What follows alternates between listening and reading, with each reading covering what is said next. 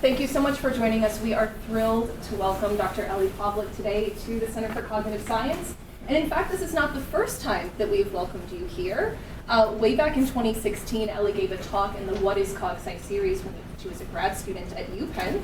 And quite appropriate that since then she has continued to, I think, really push and define what cognitive science research can and should be, working at the intersections of computer science, linguistics, philosophy, collaborating as well with neuroscientists, psychologists, really doing work that spans all of these spaces and brings these perspectives together. Nowadays, Ellie is an associate professor in computer science as well as linguistics at Brown, and is the head of the Lunar Lab, which works on language understanding, not only in humans, but also in AI, especially large language models, trying to understand what's going on inside that black box, and most importantly, for today's talk, comparing across humans and AI and figuring out what we can learn about the mind by virtue of that comparison. So without further ado, let's welcome Ellie Pavlick. Thank you so much. Yeah, I'm excited to be here, and I was telling earlier how I put this talk together. I was giving a talk at Harvard on Friday, and then it was like I'll put these talks together to batch talks so I can talk to the same audience. And then as I was making it, I was like, crap, this audience is a hard one to give this talk to because the Rutgers group really knows about, I want to talk about symbols and neural nets, and I was like, God, people know this better than I do. So I expect, like, this is kind of exploratory. I'm working through some different kind of theses that we've been batting around in my lab, and I'm still trying to figure out, I think, what I think about these things and where I stand on things. And I was like, this is a great group to brainstorm with because I think you guys have very smart things to say about this. So I was very excited to give the talk here of all places and to talk to you guys after. I've already had great discussions over today. So yeah, so it's a pleasure to be here. So, shout out to my collaborators and students. So yeah, the debate that I've been forever interested in, as I think many people are, this kind of traditional dichotomy between neural network models, connectionist systems, and symbolic systems, right? So this goes, way back, it runs deep. I think the kind of standard, I would say conventional wisdom thinking these days is that it's quite more nuanced. It's not as though the brain either is a neural network or it's a symbolic architecture, but we have these kind of comparable strengths and weaknesses so that the two systems kind of work together in tandem. So we have neural networks doing kind of neural network-y types of things, and then we have symbolic architectures doing symbolic-y types of things. And this seems quite nice and is quite a nice compromise in some ways, but I think we're still kind of at odds with this story, in particular because we're looking at these large neural network models today that would appear to kind of argue about this need for this explicit symbolic architectures. So what I've been wondering is kind of what does the symbolic buy you, and why have we had this line that's become so pervasive that's like we kind of need these symbolic components. And here when I'm talking about symbolic components, and that's part of what I'd like to explore and curious to hear about, but usually that kind of goes hand in hand where we have certain kind of behaviors and properties and types of things we need, and it follows that we therefore need to build in these kind of explicit symbolic representations. And so there's a whole set of different types of things that people often appeal to as being the motivation for why we need these explicit kind of symbolic pieces. Largely it starts with behavioral kind of criteria, so like we need them for things like logical and compositional reasoning. So this idea that we have kind of these primitive components and we have an infinite number of behaviors or inferences or ideas or whatever it is that are built up from these primitive components, and they're going to combine in these compositional ways, and they're going to generalize in compositional ways, and they're going to be able to reason logically over them. This is usually kind of hand in hand with the need to explain kind of fast learning and generalization. So often, not exclusively, but often it's like we learn quickly and we generalize because we are able to do compositional and logical inference, right? So there's this kind of idea that if we have these symbolic components, they'll be able to reason logically and compositionally, and that will afford faster learning from fewer examples and more robust generalization outside of kind of a training distribution. And then this kind of third piece that, again, usually is kind of interconnected with these is this idea of structured representations, that we get these kinds of compositional reasoning and behaviors by virtue of having compositionally structured representations, or at least we have this idea that we have these wholes that are kind of decomposable into separable parts, and they can combine, abstractly, we have things like filler role independence.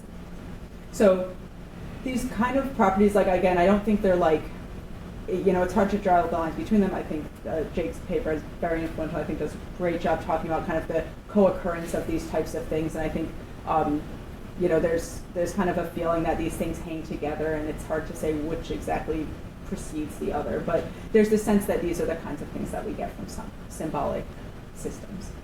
And so what I've been very interested in as I've been, thinking about this since joining Brown and watching these systems get better and better is just kind of what's happening here, because increasingly we're seeing, if we take neural networks as just on their face not symbolic by this kind of classic argument, we're seeing that they're increasingly capturing the kinds of behaviors that we would think of as needing symbolic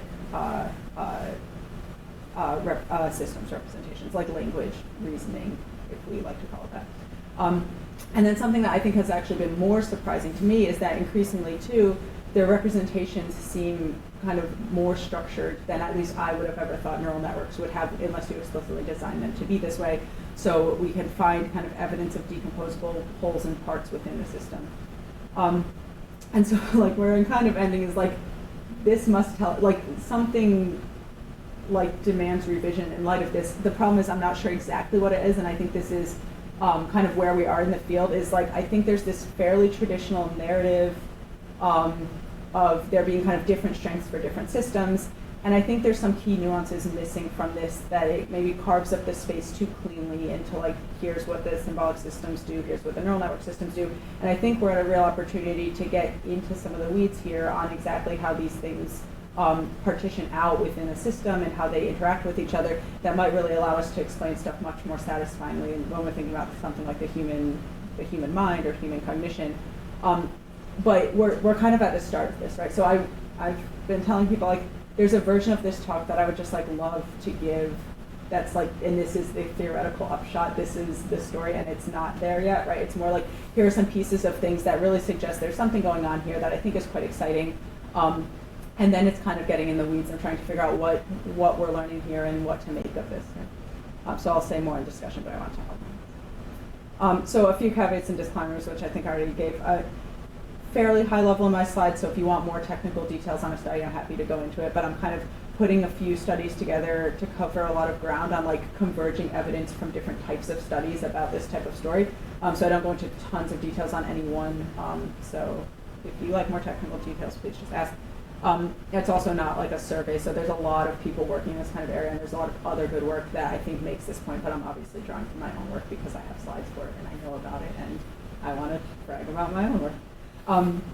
And then, like, the last part is the part I was just saying. So the thing I really struggle with is this, there's, like, many theoretical positions that are kind of consistent with this state, right, of saying, like, well, it's not as simple as this one theory, but there's many different ways that we might kind of reconcile this.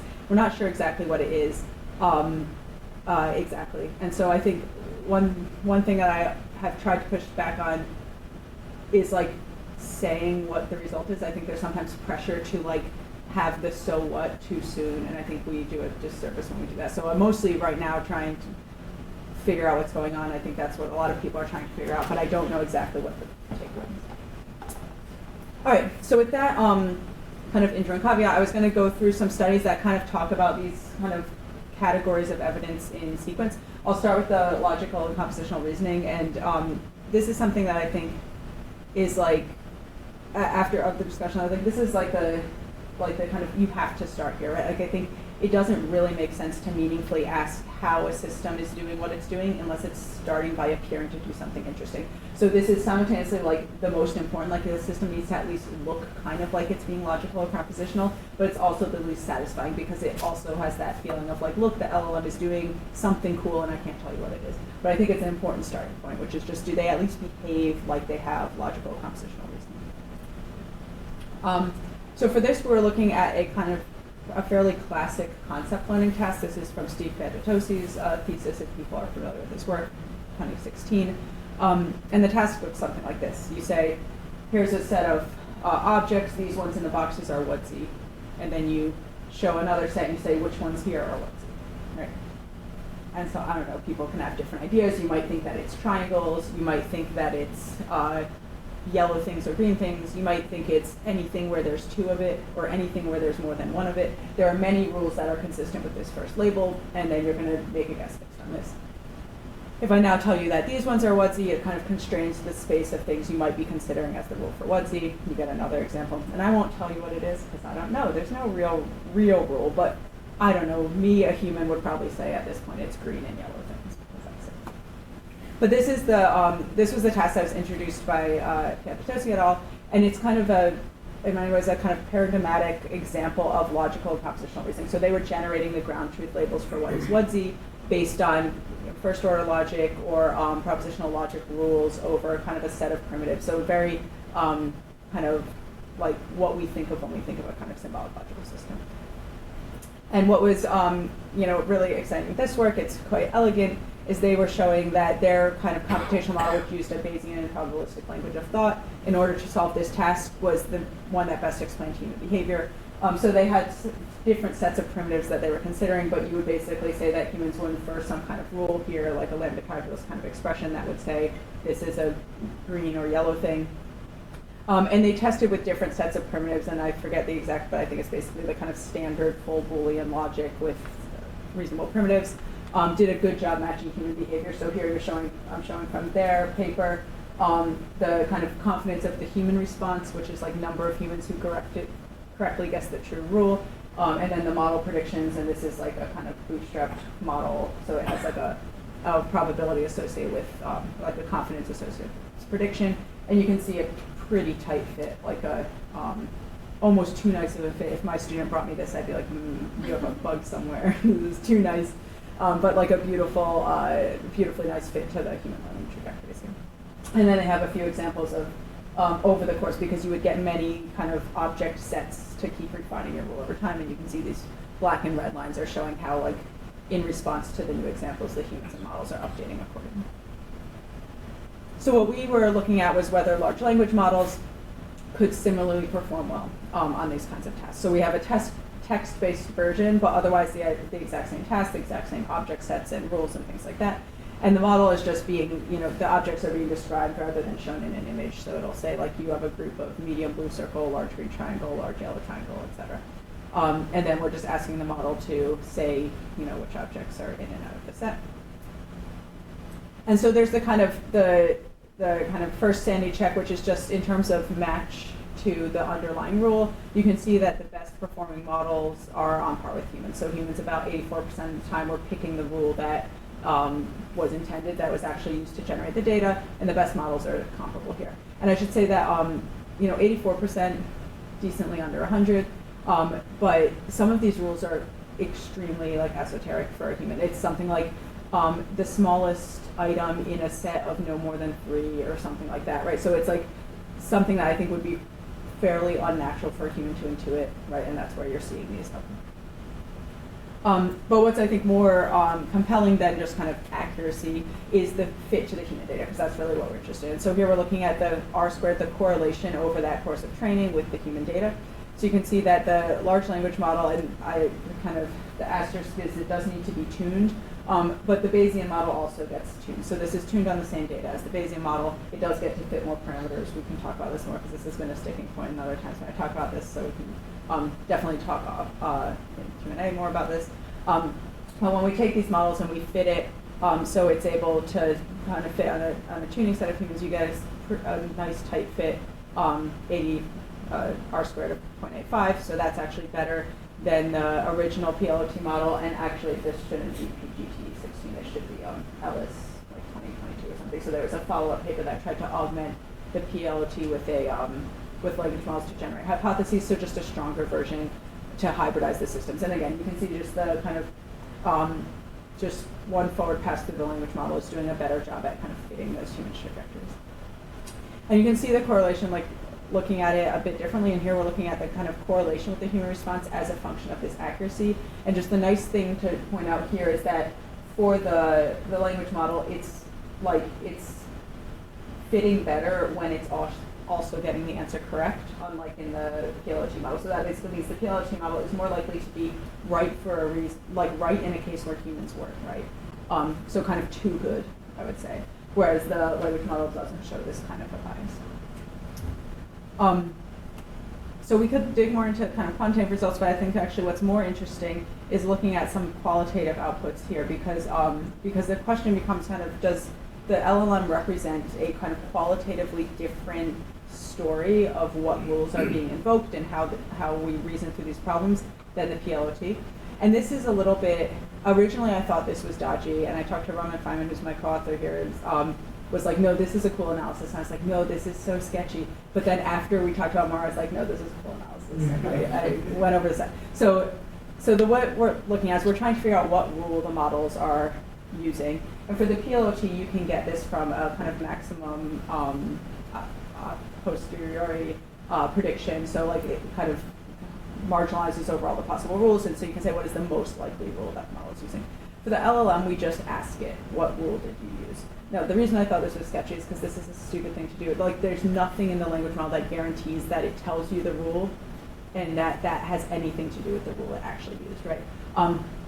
But when we just do it, and then we look after the fact, it's actually the rule it produced. Do I have the numbers? No, they're in the backup slides, but it's extremely consistent with its actual behavior and extremely consistent with the examples it's been given. So then we kind of had this discussion of like, well, to assume that this rule has absolutely no connection to its behavior is like that requires more explanation than just assuming there's actually some connection. So we're doing some follow-up to try to figure out exactly what is the connection between the rule it says it's using and the rule it actually is using. And I think that's quite an interesting thing. So again, maybe we can talk more offline. But that's basically what we're looking at, is we have the PLOT model, the MAC rule, and the LLM, the self-reported rule. The question is, what do these look like? So you can see, like, I think intuitive, but possibly quite interesting qualitative differences. So like, for example, when the true rule was not circle, the PLOT model happily finds not circle, whereas the LLM does this triangle or rectangle rule, right? And in both cases, obviously, these rules are not equivalent, but in both cases, they're perfectly consistent with the evidence so far. And I think this is like on a critical of the LLM reading, you're like, this is exactly what we think they do. They kind of conjunct together what they've seen rather than abstracting. But in another case, I think it's kind of intuitive to me, if I think about how I might form these rules, right, to have this kind of more conservative read on what the rule is. We can see other ones that fit the same pattern, so like circle or blue. Again, the PLOT model says circle or blue, and the LLM says blue or a yellow or green circle. Again, a kind of much more close to the data read of how it's reasoning. You also can have cases where both models kind of have to break from the evidence, and again, the LLM does this because there's absolutely nothing that constrains it to come up with something that's consistent with what it's seen. The Bayesian model does this because it often has other objectives other than consistency of the evidence, so things like a lower description length. And so here you can see the rule was supposed to be circle implies blue. Neither model actually inferred that. Both of them decided to basically ignore a few examples and not fit those in favor of some other rule. So this one, the PLOT was not circle and LLM was rectangular triangle. So this is, I like this example because, like, to me, the Bayesian model is kind of what I think of as the main, like this kind of, or the Bayesian PLOT model is kind of the main leading competitor to the extent that it's a competition with the large language model. Like, this is like a really compelling model in computational cognitive science, and this kind of task is a really designed to show it off. So it was very exciting to me as a kind of point of entry that LLMs are showing something reasonable here. And I should say that, like, in 2016, when this paper was first published, like, neural networks were not even worth evaluating on this thing. They would have been just so bad. Like, it would have been, I'm trying to think of what would the equivalently ridiculous model to, it'd be like if someone's like, have you tried using regular expressions to, you're like, no, I did not evaluate that in my paper because it's obviously not going to be even in the running, right? And so the fact that we now have LLMs that are this close to performance, I think is, like, by itself evidence of pretty significant progress. But there are lots of other examples of, I think, similar behaviors that have this same kind of property of saying, look, this is something that we used to think of not really being something neural networks could do, and now we're seeing that the story seems shifted. So analogical reasoning is one that there's been a lot of debate on. I think there's been really good work, especially Taylor Webb's been doing a lot of work on comparing large language models to humans in analogical reasoning. There's a lot of, interesting kind of more explicit architectures for doing things like schema matching, and yet they don't have the kind of, I would say, breadth of application that the language models have, which makes the language models quite compelling as a possible source of theories here. There's also work on reasoning and inference. The work by like Ishita Dasgupta I think is really good here. She was looking at, and this is a couple years ago now, but large language models modeling kind of basic human inferences and showing that they replicate kind of human-like content effects. So where you kind of break from the traditional syllogistic reasoning pattern in favor of kind of being thrown off by the particular words, and they showed that language models capture this kind of a thing. And then I would honestly just say language is probably the most clear one, where we have models that are producing syntactically well-formed, semantically coherent language, which is something we never, a decade ago probably wouldn't have said was possible. So I think there's just a range of behaviors where it kind of gives pause to say, like, we need to revisit this question about the need for explicit symbolic components for achieving these kinds of behaviors that on their face, or almost by some cases definitionally, require compositionality, require some level of this kind of structure that we've been so interested in. I just wanted to shout out Alex Worstadt, who I think has done some interesting stuff on the acquisition of language with LLMs.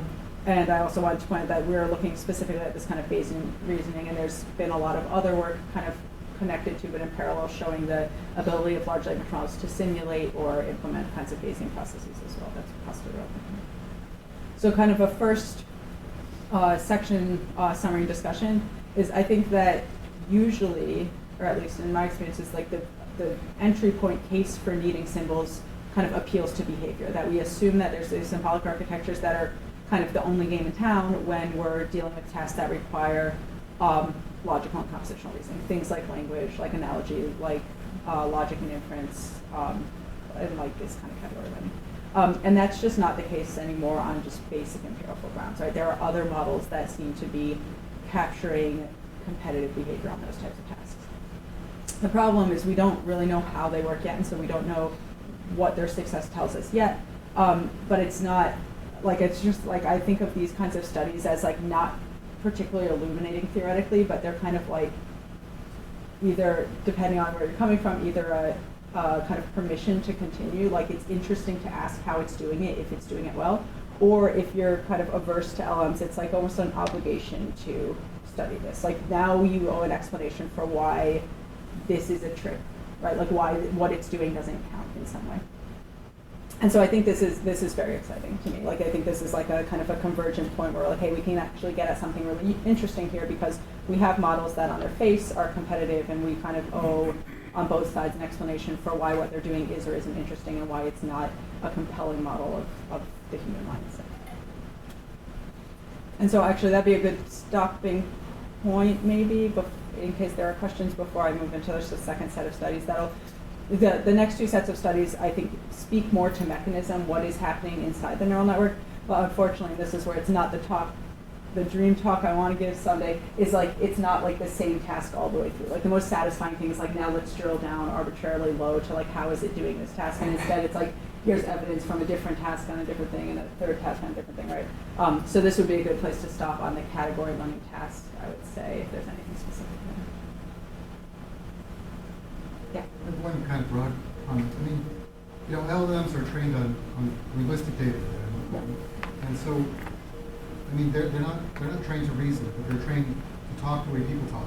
And people talk about their internal reasoning processes. Mm-hmm. So one of the reasons why they're capable of sounding like they're talking about reasoning about data is because people say stuff like that. Mm-hmm. So in that sense, they're really models of how people think they think, mm-hmm. rather than how people actually think. Right. I mean, on its face, you're asking whether they are also potentially models for how people think, but mm-hmm. but the evidence that you're talking about is really just about this kind of metacognition about how people reason think about their own reasoning. So which is interesting, because in perception, mm-hmm.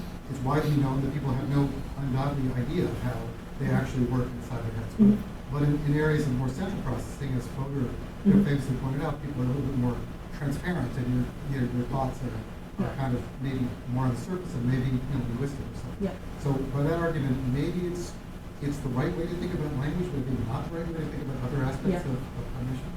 Yeah. So like on this, I agree. There's two things we ask the language model to do. The first doesn't ask anything about its reasoning. It just says, is this object 1C, right? So there's no metacognition there. It's possible there could be something in the training data that I guess like that could be similar to this task, right? So that's not ruled out. That's why I say it's kind of like it's not in itself diagnostic of like an interesting underlying process, but it's a prerequisite for assuming there's an interesting underlying process. But yeah, so that first thing when we're asking the model like which one is WUDSI, we're getting a categorization, and then in a second analysis we say which one is WUDSI, and then say what rule you use to classify it. And so I completely agree that to me these are not the same process. This is like probably not in humans are they the same process. Definitely in language models they're not the same process. That's why I was a little bit skeptical of doing this. But then it's actually interesting that the way that the model says it thinks is so consistent with how it actually thinks. And so what I'm interested in, what we're trying to follow up on is what exactly is the connection between these two mechanisms, and if there are places where you can intervene that'll change both things simultaneously. But my feeling is actually that humans, kind of to your point, I'd be curious, like how they do present it in language, but in vision, I don't think humans can articulate their rule well at all. Maybe in the yellow or green case they can, but in other cases I think they're probably doing better than their articulated rule would suggest. I think they can gist it pretty well. They're like, this one feels like the other ones, but I would be floored if people produce a thing like, whenever there's a set where it's the only unique element of a set with at least 3 things, you know, like there's maybe some people, but the vast majority of people not. And so, but yet there's some non-trivial connection between these two processes. So this is exactly the kind of thing where I'm like, maybe the large language models would actually be a really exciting source of hypotheses of exactly what the connection between these two processes are. It's not strictly causal. It's not like the human generates a rule and then uses that rule to make the prediction and also uses that rule to say the rule. But it's not the case that you could completely change the articulated rule and not affect the predictions of vice versa, right? So that this seems like the kind of thing where language models could be a cool representation of the process, with all the caveats you said of like, yeah, they're trained on text, that's very different than a visual task, so it's even possible that once you just render it as text, you have a whole, like it's messy, right? But I think this is definitely a very complicated aspect of this.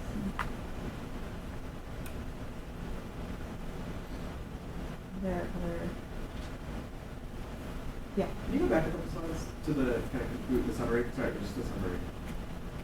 Yeah, I guess I just noticed that there was a shift from some of the discussion earlier in the talk from the best game in town to the only game in town. Yeah. I guess I was wondering who. I mean, obviously that was voters' argument. That was kind of a while ago. Yeah. Are there people in literature you think now who still endorse this kind of only game in town style move? I don't. Not explicitly. Like, No, not explicitly. So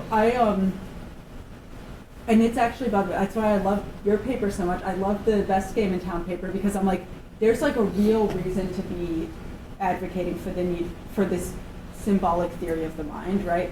And yet, I think because of my theories, because of the dogmatic nature of the early things, people don't want to put down in writing anything that might make them look like an extremist on either side. And so people didn't have the energy to articulate a more nuanced thing. But in practice, especially when I hang out with the kind of engineering side people, there's a lot of interest in building hybrid architectures, and they just take for granted, well, of course I'm going to write my grant saying I'm going to build in some kind of symbolic reasoning components because you need them.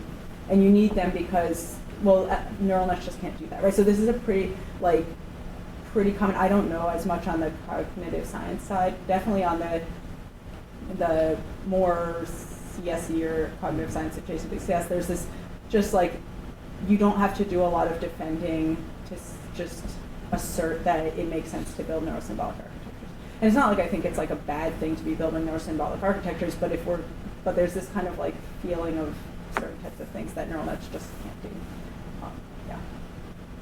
Yeah. So I just look at the bullet points if you don't know how they work. And one kind of just like flat-footed response is maybe symbolic systems are emerging from the. Yeah. I think that is exactly my feeling right now, is that, but the problem that comes up is I don't know that at that level we know what a symbolic system is, right? I do, again, like this kind of characterization of being like, it's like the thing that provides all of this other stuff that we need. I think this early, like the kind of Fodor style stuff is like, this is an example of a symbolic system. It's my program written in Prolog or something. That's a symbolic system. But that doesn't tell us anything helpful for anything that's not that system. How do I know if it's a symbolic system? And so sometimes you get these weird debates where people, they're like, well, that's not symbolic. It's like approximating a symbolic system or something. And you kind of lose this, like the discourse gets weird, right? But I agree. I think if we assumed or take for granted that we know what a symbolic system is, I think that's what I would say is that it emerges, and it is a kind of best of both worlds situation, but probably with some like important subtleties. Like the thing that emerges is not going to be exactly the thing you would have implemented in Lisp or Prolog. Cool. I guess I'll go on, but I think more questions or discussion more like this would be excellent and make sense of it. Cool. So like I said, there's kind of this focus on this kind of structured logical compositional reasoning, and one thing that this is assumed to kind of bias is fast learning and generalization. So, so the idea being kind of learning from fewer than a billion examples, learning from one example kind of in context. So the kind of motivation here, and this has been in collaboration with neuroscientists, so that human learning is not just one thing. So this is, I just wanted to fit my kid into it. So this slide is probably not essential, but she's very cute. And so here's my daughter, now she's older, 7 months ago, learning how to use a cup. There's no water in it at this point anymore. It's probably all gone. She's, interacting with the cup, making all kinds of sounds. And this is one kind of learning, right? She will have to like interact with this cup like for thousands and thousands of times. She still can't drink out of it. Meanwhile, there's other kinds of things you can do, like walk into your friend's kitchen and they can say, put away this cup, and you're going to be able to figure out where it goes, whether it goes with the colorful mugs or the wine glasses or the teacups and stuff, like with absolutely no previous exposure to that. There's not much learning. You can just very quickly figure this out, right? And so these are obviously very different types of things. We might call them both learning in some kind of case, at least definitely in the current kind of dialect of LLMs, we call both of these things learning. But they're obviously very different processes. And so this has kind of necessitated this need for what we would call dual systems, that there's different types of processes, different types of systems happening that account for these different types of behaviors. And in some versions of the talk, I've called this system 1 and system 2. This is very common. But then some people have argued and they said it's not quite system. And for some reason, I haven't done a ton of work in neuroscience. I'm kind of new. So I don't know what baggage is associated fully with system 1, system 2. So I switched to the blue system and the orange system, which have no baggage whatsoever, but they are just merely two systems. One might say dual systems that have different kinds of properties associated with them. And we don't have to go further than that. So there's one kind of a system that is generally associated with slower learning, incremental learning. It's very habitual and it's hard to change, but it is highly retained. You can think of like muscle memory. And then there's other kind of fast learning. This tends to be more rule-based and compositional, putting a mug away in a set of things. It's very adaptive to new contexts, but not likely to be retained. And I will say, I was just going to call out Ulrike Hahn, who has some really interesting thoughts about this, both specifically talking about the dual systems as like dual systems being one of these things that is maybe, ripe for revisiting in this current context, that kind of stuff talking about in this talk, where it's like, there's maybe some key nuances missing from this kind of dichotomy, and I think this is representative. So I just wanted to credit her for saying some good things that have influenced how I thought about this. So what the kind of, I would say traditional work in neural networks has a kind of assumed neural networks to be a model of that first thing, the slow incremental learning, right? And so a lot of this work that I think is absolutely, love, very influential on my own, kind of early careers, work from Marco Bologna, Brendan Lake, Tal Linzen, who have shown that neural networks do a bad job at compositional generalization. But these studies have always been let's train a model from scratch on our task and show that it generalizes poorly to compositional generalizations within that same vocabulary or something. But what we're seeing recently is that these large language models seem to do compositional reasoning, but they seem to do it in context, not in this kind of slow in-wait learning, but rather this emergent system that can learn in context. And so the kind of claim we were making in this set of studies is that this difference between what we call in weights learning and in context learning within large language models or within neural networks kind of gets rid of the need for two distinct systems, because instead you have like one system that kind of just has different parts of it that take over at the appropriate times. So, this is our kind of cartoon of a neural network. You have nodes and activations, and you can really think of these as kind of like two sides of a coin, right? So they're obviously intimately connected, but they have kind of qualitatively different properties. So you have the weights produce patterns of activation for a given input in a given context. And then based on these patterns of activations, you make some prediction, some behavior, which entails some loss. And then based on that loss, you update the weights. And then the nice thing is that activation space can actually accommodate changes in context without changes in weights, right? Like you're going to choose these weights such that you have different activations for different types of inputs. And so sometimes you can kind of recognize patterns in context, right? Just in activation space. So the reason you behave differently in this case versus that case is a function more of the input and then one set of weights. And so you can kind of figure stuff out in activation space. You can recognize patterns and make inferences. And when that happens, you stop getting lost and you stop updating the weights. So this is your kind of in context learning where there's no in weights updates because you're figuring it out, right? And so you end up with this kind of natural breaking out of the system where it's like once you've got your weights have gotten to a place where you're able to figure certain types of patterns and certain types of things out in context, you're not going to retain things anymore. You're just going to get it right by kind of figuring it out in context. You entail no loss, so you don't update the weights. And then other types of things that you can't figure out nicely in that space, you'll have to interact with many times and actually update your weights in order to figure them out. And so you already have the kind of precursor to these two systems that we're talking about, because the activations are going to do the flexible stuff and the weights are going to do the slow incremental stuff, but they're all part of the same system. Like they're not, it's not like you divvy it up and you route to one versus the other in a super distinct way. So we have a couple different sets of studies that we've been using to look at this, but we're basically looking at tasks that have been studied in the cognitive neuroscience literature in order to talk about kind of the two systems and their differentiating kinds of properties. So an example of a task that's useful here is this compositional generalization task.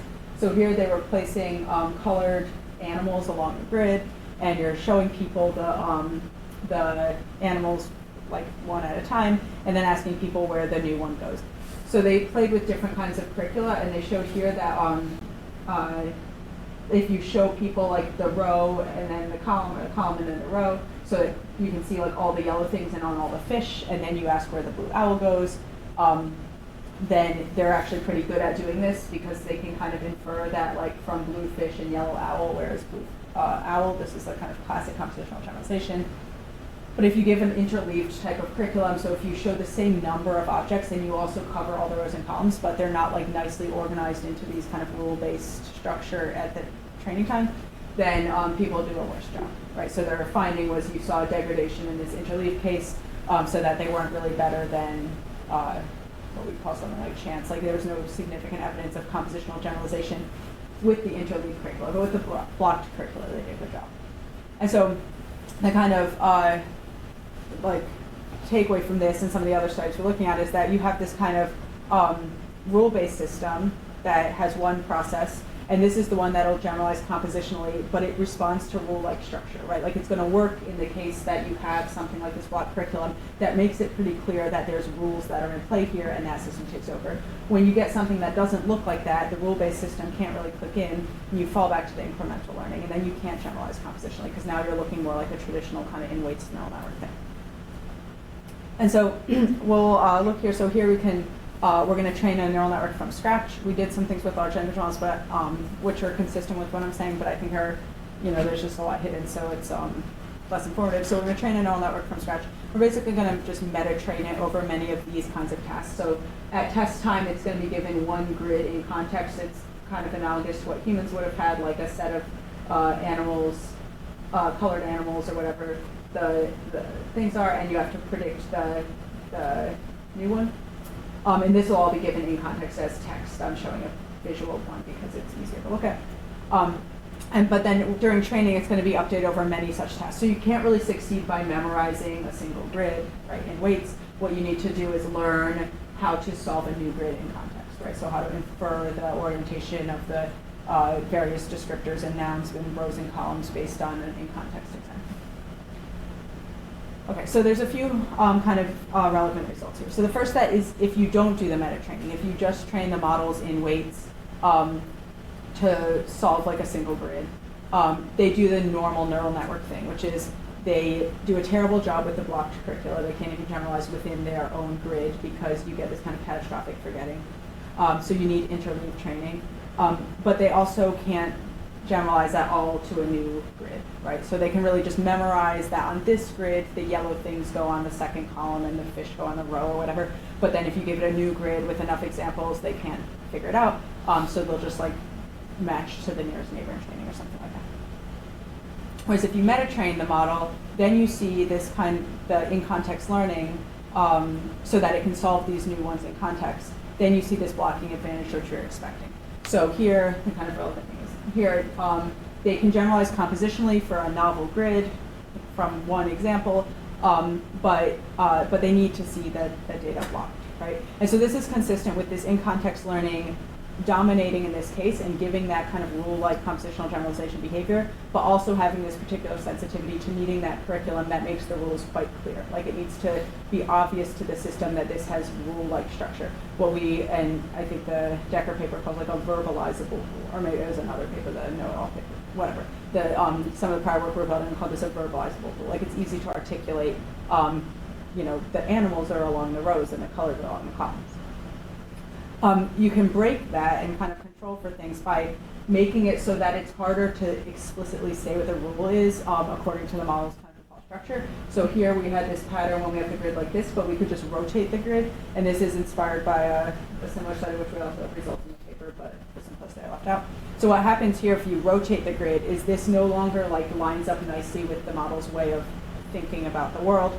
It's less readily apparent what the rules are. If the model's used to thinking of things in rows and columns, and now you have this stuff that requires talking about some kind of linear combinations of rows and columns, it's quite unnatural. And so when this happens, you fall back onto the in-weights learning. It can no longer solve tasks in context, zero performance on out-of-distribution examples, and you get that interleaving advantage. And I'll just kind of shout out to other work that has given this similar kind of accounts of meta-learning giving rise to these kinds of two systems. The kind of takeaway here is that, like I said, humans have these diverse types of behaviors, but neural networks do too. And in particular, we get these kind of two systems that we were calling two systems, but they actually might just be kind of two pieces of the same system that kind of take over in their respective domains fairly organically as a consequence of how they're connected. So I guess this is more high level. But basically, there's this rule-based system, which is what we're saying is the in-context system. This one dominates when the kind of rule-like structure of the task is readily available to the system, relatively transparent. And when it dominates, you get compositional generalization, you get few-shot learning, you get the things that you want a symbolic system to do. But when those things don't hold, when you don't have nicely verbalizable rules, this is a little bit kind of what we're talking about, like in maybe the vision case or something you might imagine different, then the in-weights learning takes over, and then it starts acting like the kind of neural network traditionally. So we might think of this kind of what we used to ascribe to a kind of system two or a kind of symbolic system could actually be naturally explained by in-context learning, which comes out of but is kind of qualitatively different from the in-weights learning. All right, this is another good place to pause, I would say. Yeah. I'm just a little bit confused about what it means to separate the nodes from the links. Yeah. Weights. Yeah. I don't know much about the architecture. Yeah, I think that's it's a little bit of a mental model trick, I would say, because I think the truth is that they're not really separated, right? So it's more like you would say the way we talk about in-context learning and large language models right now, and the kind of test for whether it's in-context learning is like if you froze the weights and nothing has changed, how is the system behaving, right?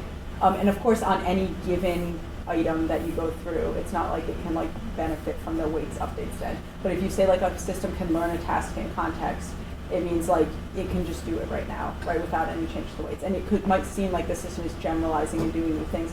This is all just the behavior of the system as it was, right? Like it's just, it is part of the weights. But it has this kind of qualitatively different properties of how it's representing that task and reasoning about it than what would happen if you were to like take a pass through, give an update, and then change the weights, right? So sometimes in a traditional system where you don't talk about the in-context learning, you're just talking about the in-weights learning, it obviously still has activations and stuff, right? But you would say like, oh, the model learned the task because like over many training runs, you can see loss went down and now it's doing it well. And there is a lot of work on trying to train models to do compositional generalization with different inductive biases and stuff. And all of this is focused on whether the kind of the weights encode and can do the computational generalization. But in the in-context version, you don't really need it to be the case that like the model's like training loss on like a new examples as you give it one example at a time is going to be going down. It's more just like you're asking its ability to do a new thing on a forward pass through, like complete the next thing, right? It's a different kind of learning piece of the behavior of the model, right? Does that make sense? So they really are like kind of just different ways of, they're different learning. Like a lot of people debate with calling in context learning because it's not really learning. It's like pattern recognition in context, right? Yeah, that makes Yeah. Yes. So I'm still confused by that part. So if you freeze the weight of each node, like what exactly is learned? How is this Yeah. calculated? Yeah, so there's a lot of people don't like the word learning in context learning.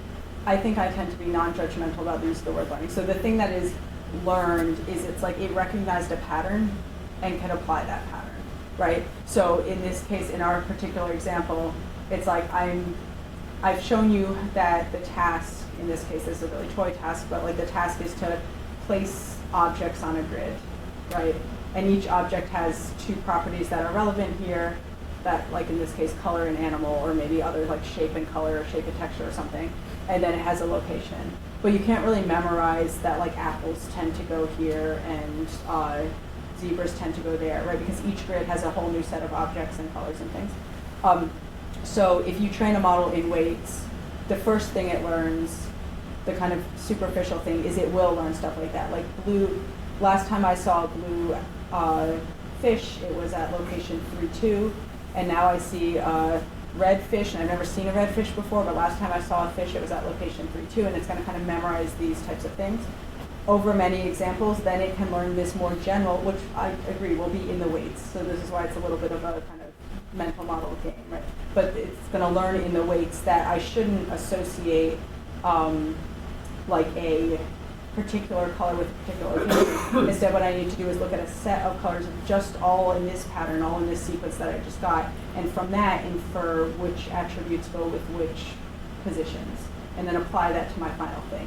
So you can call it learning in that this is a novel grid, and I have to kind of quickly figure out or recognize the pattern of which things go in which places. It's not a thing I knew before, hence it's learned, right? But it's not retained in a meaningful way. Like on the next grid, you don't have, it's not that important to know where the blue owl went last time, right? Yeah.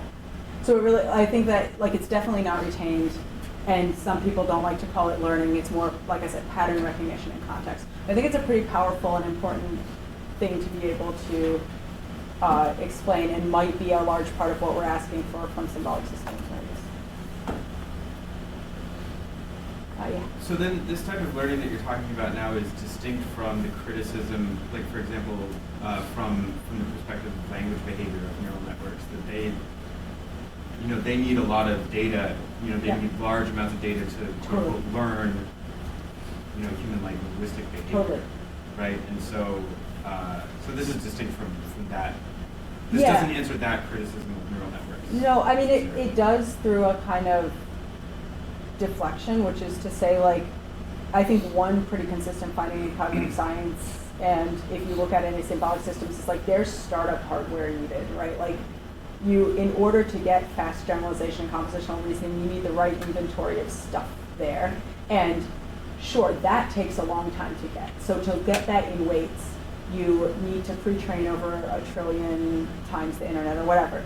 But then once it's there, you actually get this flexible behavior. You could maybe then, I guess the debate becomes whether training over the whole neural network or over the whole internet is more or less than having somebody like Steve Panditosi know which primitives to place in the system, right? Like which one of those required more work to get if you're kind of comparing computational models over who kind of had more of an advantage. But you could say that like the pre-training happens prior to the kind of being a cognitive model, and now this system equipped with in-context learning has a rich inventory of stuff in its weights and is now a fast learner on top of that, right? I think Steve probably burned less carbon. Probably, but if you have to take his whole evolutionary history into account. But wouldn't we have to do that for the LLMs too? Because there's bootstraps off of ours.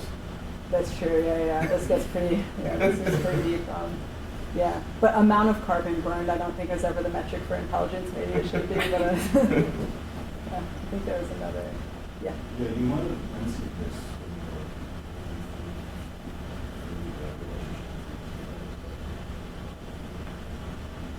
how well does language processing map to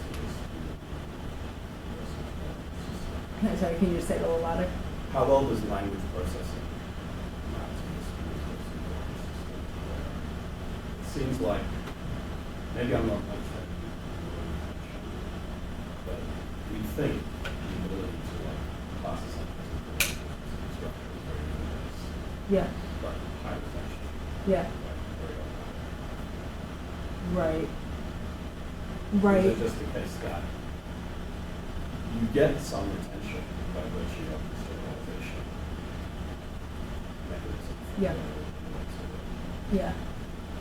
Yeah, I think it's yeah, it's hard to say. So there's right, like the presence of rules, like I don't think it's to say that there isn't a representation of or a sensitivity to rules in the weights. And maybe the next section I'll speak a little bit to that. Right. So it's like it doesn't say it's not even incompatible with that being the case. It's more about, I would even say it's fairly agnostic to what's happening in the weights. It's more that once you have these weights where they are, then if the input is kind of consistent with or like matches the rules that the system has such that it's able to easily do the in-context learning, then that takes over and it's not going to further update those rules or refine them. So maybe an interesting connection here, and I have to think more about specifically this like kind of syntactic rules, but it would be like if the data you're getting is consistent with the rules that you've maybe implicitly learned in your weights, then you're not going to see a need to change them, right? And that's that kind of trade-off between the in-context and weights. It's like it's only when you kind of apply the rules that you already had and they failed that you're then going to go back and change them and revise them in some way, because then you've got a loss and then the weights update. Now the kind of, it's a little bit weird, like what, this is a really toy experiment, so it obviously doesn't have the breadth of all of language, like what we kind of call verbalizable rules. I don't know how,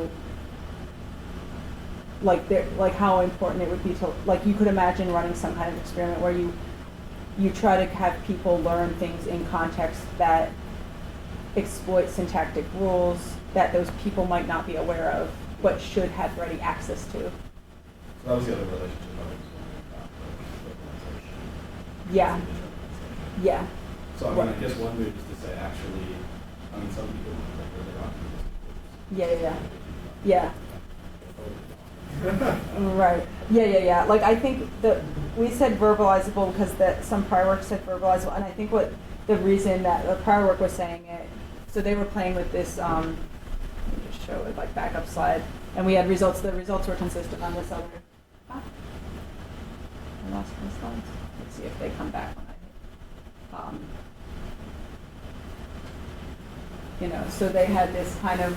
They were calling this the like information integrated. So it's kind of like this, it was easy to be like, oh, short things are blue and long things are orange, whereas here it was kind of hard to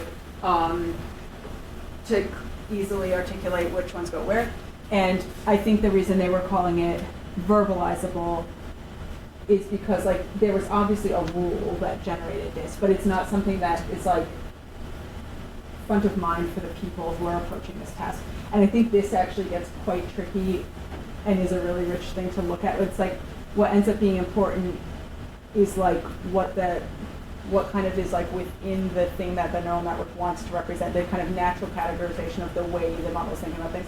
And this is quite compatible with something like saying humans have rules, like we have a natural way of thinking about the world that some rules explain well and others don't. And the prediction I think that would be made here is that we would be able to in context learn fairly effectively when the data is consistent with those rules, whether we can articulate them or not, and not when they're consistent with others. So I would imagine, and it'd be interesting, but to run something like this where you have some in context learning task that uses something about syntactic structure, filtering out linguists from your studies, so it's only people who we know have these rules but probably can't articulate them, and you would predict that they would do an okay job generalizing the task in those cases where it matches the kind of normal syntactic rules, and they would struggle if you came up with something esoteric that just was like a, you know, a random permutation of this something. But we would have to run that. Yeah. Yeah. So you kind of anticipated my question because I was going to bring up this work specifically. So the distinction that you have on the slide here between rule-based and information integration rules, that's a pretty well-established division. I mean, it's controversial, but it's pretty well-established going back into the 90s in cognitive neuroscience. I mean, in behavioral studies, part of the reason it's become well-known is because it's supposedly correlated with huge differences in brain areas. So there are, more frontal areas that are associated with human reasoning. There are more that behave in a more rule-based way, whereas we kind of probably share with all other mammals the information integration processes. And so the original supposition was that the latter, the information integration stuff, kind of corresponded to neural networks as they were understood in the 90s. Yeah. And so now fast forward to 2024, and you're kind of, 25, sorry, and you're talking about whether these modern deep learning systems can basically do both. But I sort of feel like we're going back to where we started. That originally neural networks were supposed to do everything, but then the problem is that there was this division between different kinds of learning that they seem to be able to do one of them, not the other. And now with obviously these enormous training data, the databases that include, as I was saying before, examples where people are doing both kinds of learning essentially, then maybe it's possible that they're mimicking both. Right. So I don't really have, I'm not sure where I'm going with this, except to say that I feel like some of these issues have been in the literature for a long time. Right, but I think I agree, and I will admit to not have the depth of knowledge on this particular set of studies, so tell me if I'm saying stuff that just sounds idiotic in this area, because this is like newer collaborations with neuroscience, and I haven't done as much neuroscience until recently.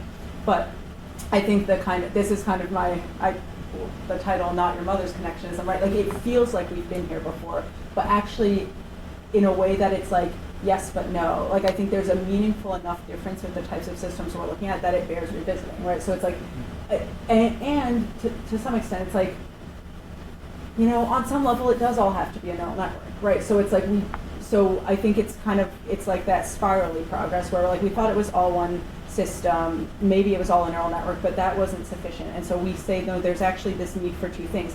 And now we come further and we're like, okay, well here's a neural network that could do these two things.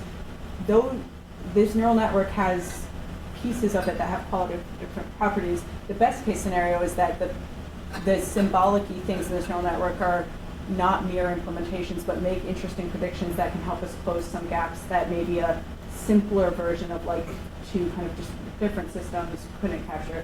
I think there's really interesting stuff to speculate on, like when I'll talk a bit in the last section on the structure of the neural networks, and I don't get too much into it, but like when you look at these kinds of mechanisms, like there's all kinds of things that we haven't gone to delve into, like the fact that in these trained systems, like you do see like the kind of early layers behave very differently than the middle and the late layers, and you could not squint too hard and try to analogize things to different brain regions where you're like, oh, this part really does do more association stuff, but then it kind of gets it up into vocab space and then it computes over, like you could start to tell stories here. So I think there's still a lot that could be explored, that it's like, I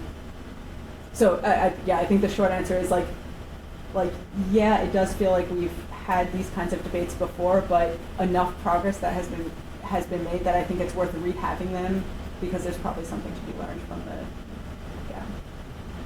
I guess in the interest of time, I'll go on to this next section, my last section, where I kind of tried to squeeze two things into it. So hopefully I can get through it all, but I kind of go high level through a couple things.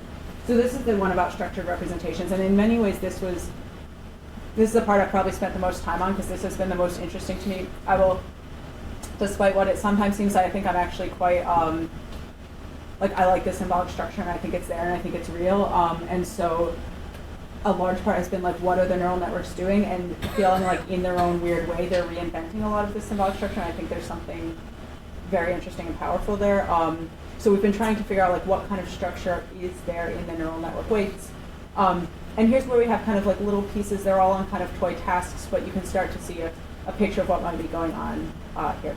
So like I said, I have a lot of work on this, and so I'm kind of picking two examples, kinds of studies that I think represent different types of ways of looking at these, and these are also not incompatible with one another. They're all parts of the same kinds of systems, but they're like different maybe levels of analysis for how we might look at structure in a neural network. One that I'll kind of say is like maybe concept space, and one that's algorithmic space, for lack of a better word, but I don't. The blue and orange here is not related to the blue and orange in the other. Those are the two colors that our keynote offers. Okay, so the first one, so here we do look at vision, and we have a simple task where it's an odd one out task, and the data was generated following some basic rules. So here the odd one out is supposed to be this one, and it's that the two objects are, there's two features, an insideness and an in contact feature, and this one breaks actually both rules. So so you're supposed to say this one's the odd one out. And the kind of thing we're testing, kind of the, I would say the classic neural network story of what's happening here is that it'll kind of learn some templates or some prototypes, and it'll match to those. So it'll kind of learn 4 discrete classes of what this thing might look like, and it'll pick the one that's not like the others, using some similarity metric.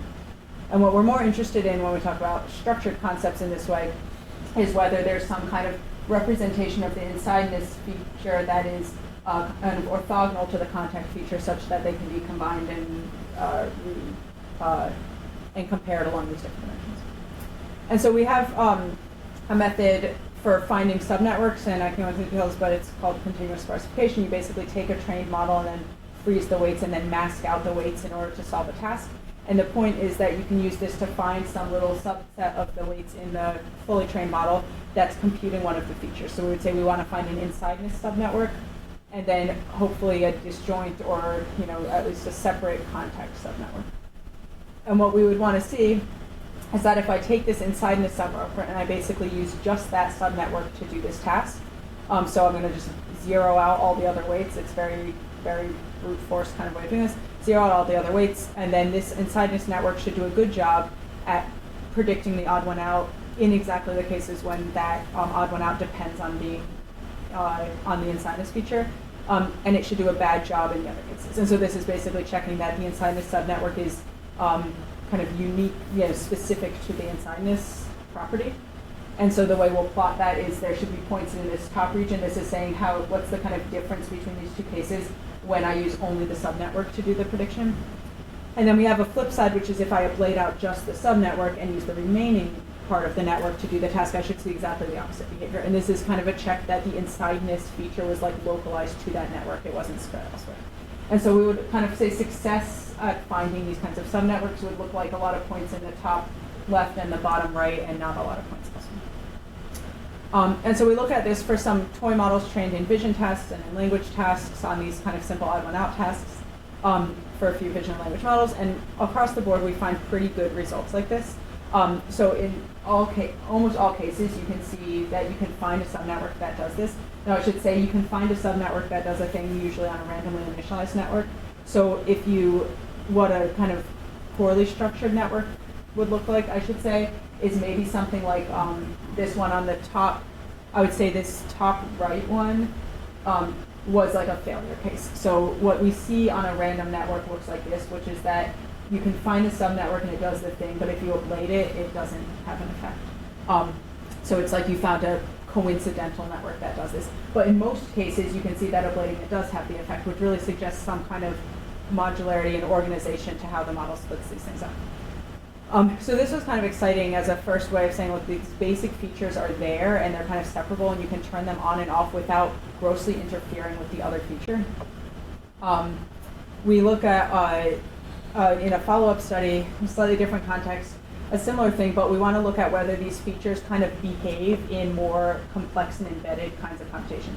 So here We were looking at a same difference task, and here the things are either the same if they match on both color and texture, or they're different if one of the two is violated.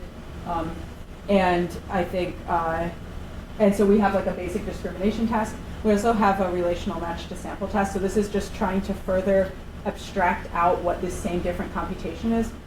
So here in the relational match to sample, you're supposed to say same if like you have two pairs of objects, and it's same if the relationship is the same in those two.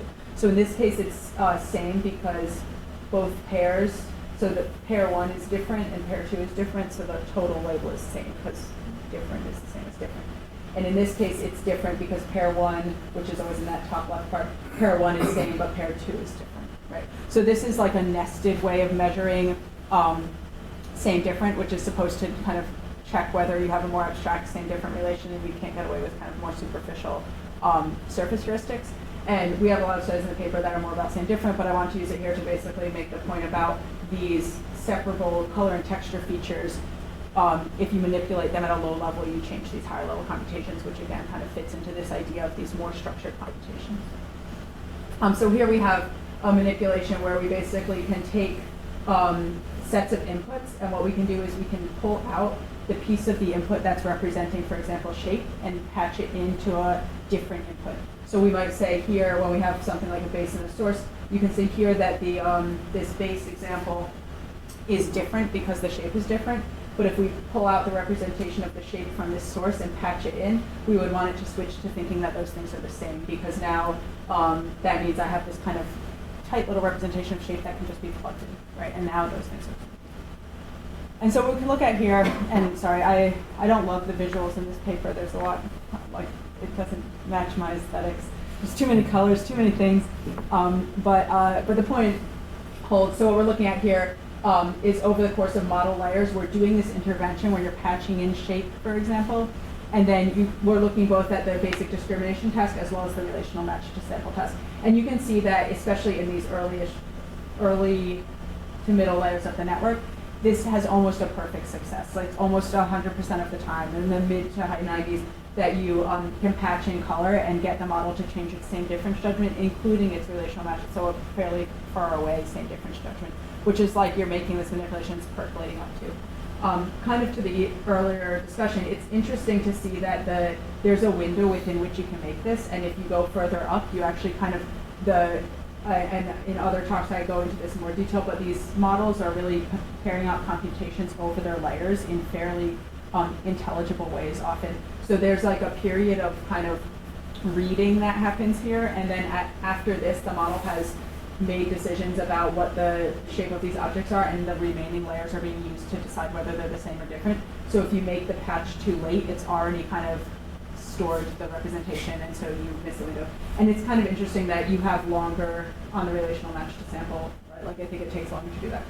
So there's a lot going on here, but the main takeaway being that it's possible to make these lower level manipulations and inform higher level kind of relational reasoning. All right, I'm going to just do an abrupt switch to a different type of thing and then do questions at the end because I think we ended at 3:20. 3:30 actually. Oh, 3:30. Okay. Well, then I'll still just do them both, and then we can do a global discussion here. So this is like this first set is kind of like one way that we might think about structured computations or structured representations in the neural net, and this is kind of in I call it concept space because the types of things that are structured are like close to what I think we tend to think of when we think about stuff like probabilistic language or other things like the shape and the color and the relations like same and different, and there's some positive results there. There's this kind of other way that I've been doing a lot of work on what's called mechanistic interpretability, if people have heard this phrase, and there's this other way of looking at the interpretability of language models that I think is also very exciting and really does speak to like a kind of underlying symbolic-like quality, but it's a bit weird because it's like a level of description off from what we're often thinking about in cognitive science. So, but I think it shows us some important things about how the systems are organized in kind of algorithmic space that I like, that I think is relevant to this conversation. So this kind of work is looking at the kind of algorithm the model runs in order to solve some of these language processing tasks. So the kind of, one of the more influential papers is this work from Wang et al., this group out of Berkeley. They were looking at this task in red. So here you say, Robert and Matthew had fun at school. Robert gave a ring to Matthew, and they were looking for a. So they did various analysis to find this kind of sequence of components of the model that solve this task, and it boils down to a pretty simple, depending on where you come from, either really simple and dumb or a very sophisticated algorithm for solving this task, right? So what it first does is there's a little piece of the model, an attention head in a transformer, about, I don't know, a third of the way through to half the way through, called a duplicate token head. So what this basically does is it recognizes that there's a duplicated name in this sentence. Then there's something called the subject, they call the subject inhibition head. What this basically does is it blocks attention to the duplicated thing. And then in the final piece, there's a mover head that copies whatever hasn't been blocked. And so the kind of algorithm for completing this task is say a name, but don't say a name that's already been said twice, right? Really dumb from a language processing standpoint, right? Like the linguist in me is like, aha, so it isn't reasoning about language. This is ridiculous. But then on other cases, you're like, well, as a level of analysis thing, what we have here, and I'll show more, is like a lot of fairly abstract operations. So this duplicate token head detects duplicates, whatever those duplicates are. It is quite content independent in a certain way.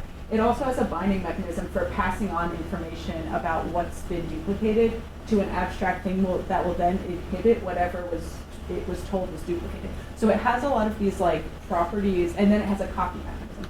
And they're not perfectly abstract, like this thing only copies names or things in the neighborhood of names, or actually no, it doesn't copy only names because I'll show them later, but it doesn't copy literally anything, so there's some squish, but it definitely doesn't look like a kind of a traditional neural network system, how it would perform this kind of a task, right?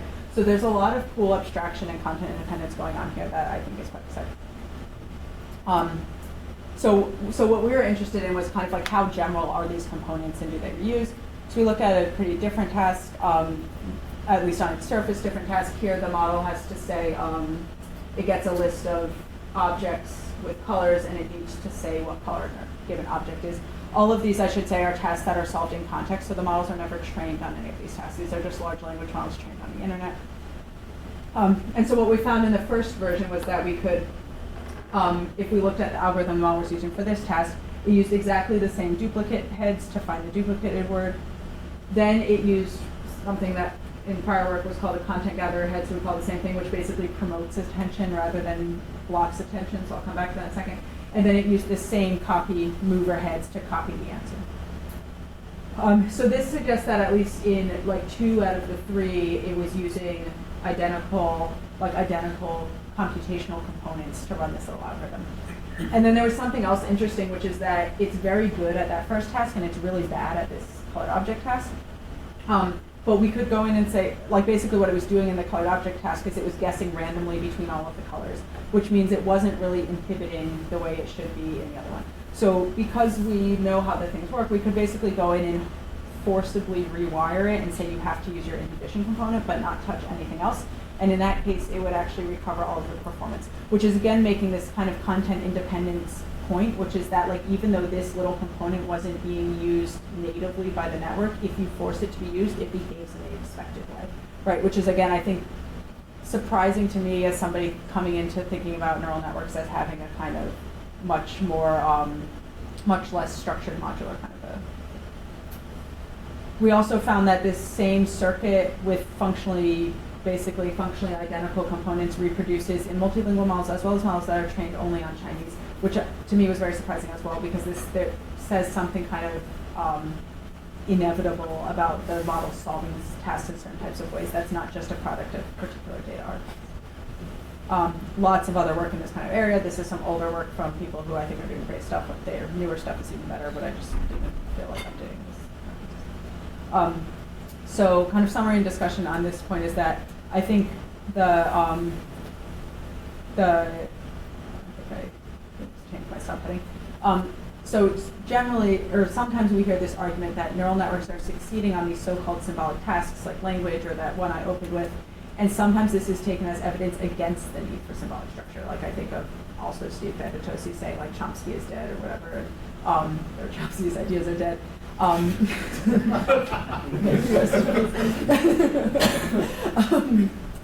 To say that these kinds of these types of theories don't have anything to tell us anymore because neural networks don't have this. But I think this is just objectively a wrong conclusion, and there's something much more interesting happening, which is that, in my mind, like the fact that in order to succeed, or at the same time that these models are succeeding on these tasks, their representations are also looking a lot less neural netty and a lot more neural Turing machine-y, makes me feel like there's something real here. And again, I'm quoting Pavlick because I think he did a nice job of kind of talking about this kind of cluster of these types of behaviors. And in some ways, I would say that what we're seeing in the neural networks is evidence of this, that this kind of unavoidable, like it's definitely correlated, and maybe there's something more to that of why these things kind of hang together. I just think it's a pretty blank slate to be revising some of our theories of kinds of representations and why they emerge and how they emerge. So in general discussion, I think I've hit on points. I think when we talk about what's new in neural networks today, we're often emphasizing scale, like it's these same things, just much, much, much bigger.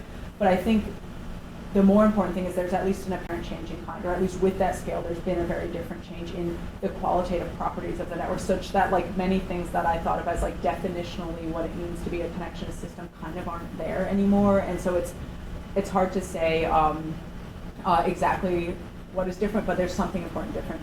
And I think there's like evidence across a range of studies, and this includes like behavioral studies as well as how they learn and what their representations look like. That makes it look like these are, you can't really caricature them as like this kind of webs of associations, like the little cartoon nodes and edges.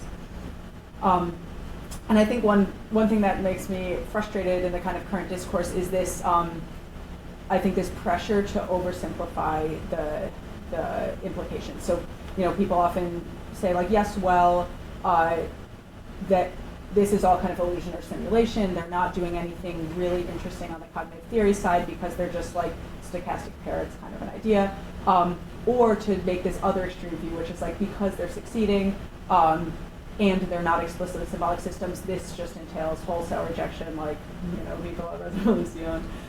And I think I've done Sam McGrath is a philosopher at Brown, and worked with Roman Feynman, so we kind of tried to articulate this nuanced position on here, but that's what that's said too.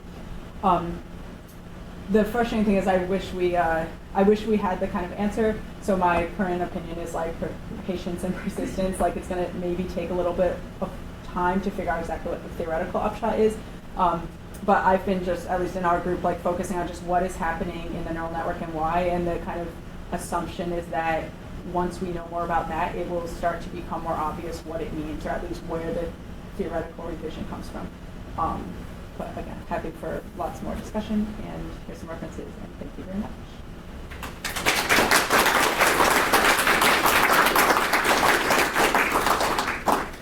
Yeah. So I'm going to riff on the last section of your talk, and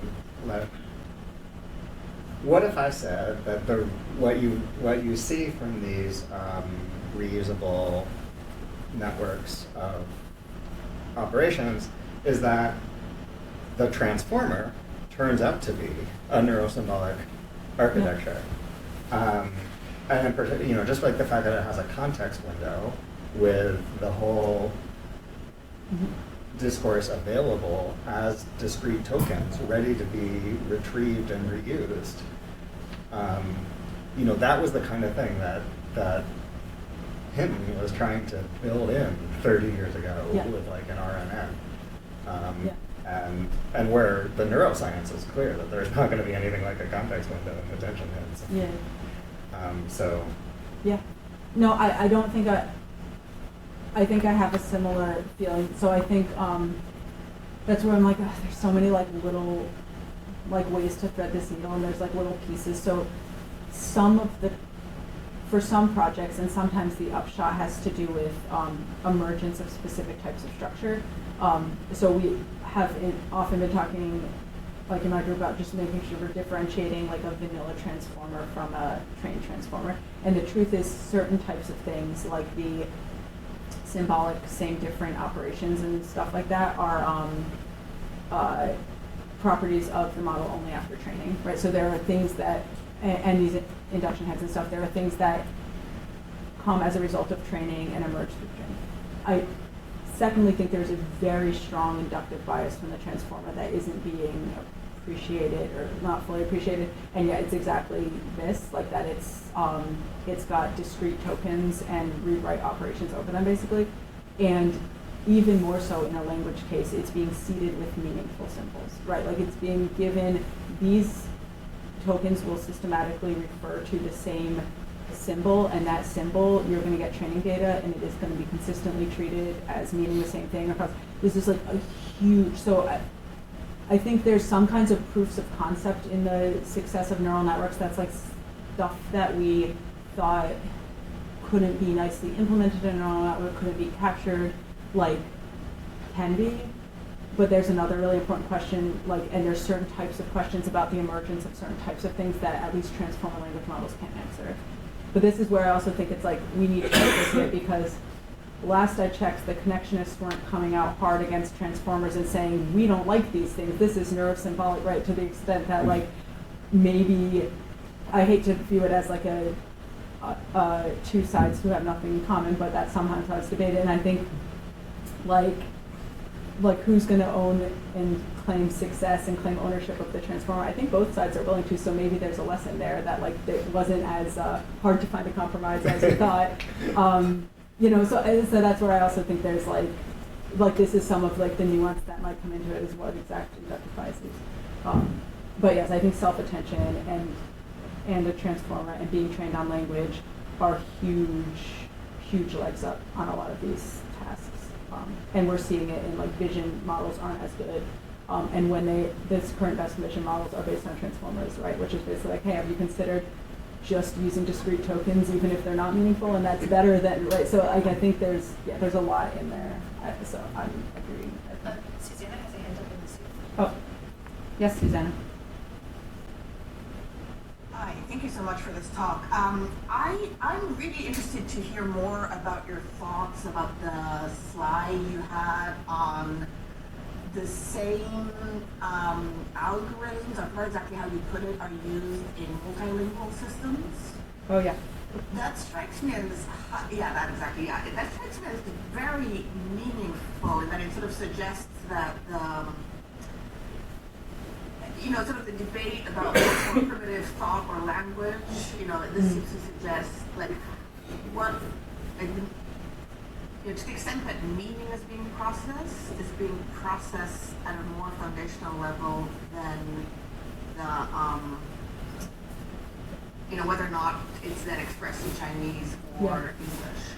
Yeah. And I'd love to hear your thoughts on what you think is going on here and how much we can interpret from this. Yeah, that's a really good question. So like, the reason I kind of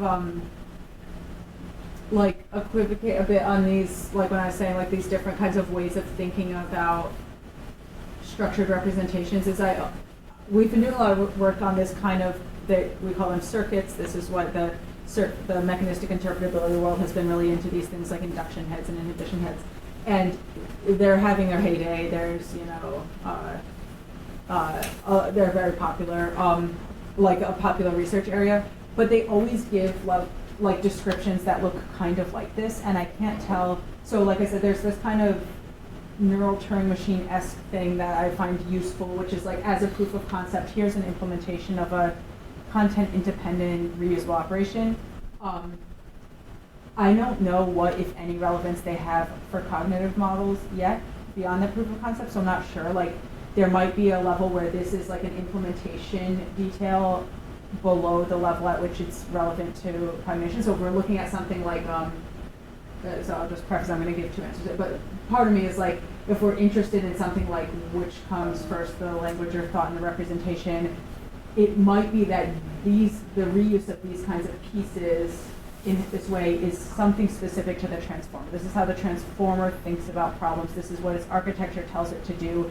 And it would be somewhat akin to looking at different grammars implemented on a digital computer and saying, well, you had read and write operations of this particular type, and so that shows a universality to language or something. Like it could be like that, and I'm not entirely sure. Like, there is work on kind of trying to write programming languages that program transformers, and they have operations that look kind of like this.